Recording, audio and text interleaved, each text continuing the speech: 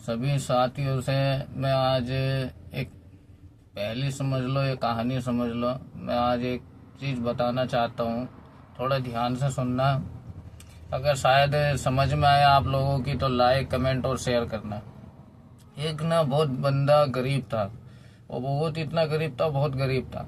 और उसकी इतनी गरीबी में ज़िंदगी कट रही थी कि जिसका कुछ ठीक नहीं। एक दिन वो जंगल जंगल जा रहा था तो उसको कहीं से कोई मटका वगैरह कुछ हाथ लग जाता है, उसमें सोना चांदी या सरफिया वगैरह रहती है। जब वो उसको लाता है तो अपना बंगला बनाता है, सबसे पहले शादी करता है, सब काम करता है, क्योंकि वो कहता है ना, जब ऊपर वाला देता है तो छप्पर फाड़ के देता है। तो इसी तरह से उसके पास सब कुछ, सारी दौलत वगैरह सब इकट्ठी हो जाती है। तो छोटा मोटा सा एक कारोबार कर लेता है, जैसे अनाज सेलिंग करना, किराना का काम, फेरी वगैरह निकाल लेता है। और जब लोग बाग उसको सलाम करते हैं तो वो पता क्या बोलता है कि हाँ भाई मैं कह दूंगा। जब कोई राम राम, कोई नमस्ते करता है तो वो क्या बोलता है कि हाँ भाई मैं कह दूंगा। तो पब्लिक के क्या है, अपने दुख से परेशान नहीं, दूसरे के सुख से परेशान है।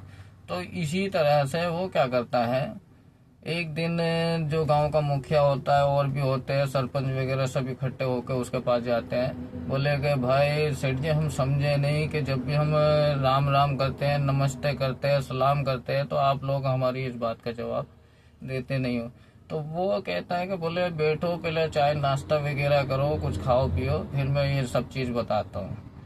तो जब सब नाश्ता खाना पीना सब हो जाता है, उसके बाद वो बोलते हैं कि भाई हमें बताइए इस चीज़ का क्या मतलब, क्योंकि हम जब भी सलाम करते हैं आप बोलते हो कि कह दूंगा, जब भी राम राम करते हैं तो आप बोलते हो कह दूंगा, ये क्या मसला, हमारी कुछ समझ में आया नहीं।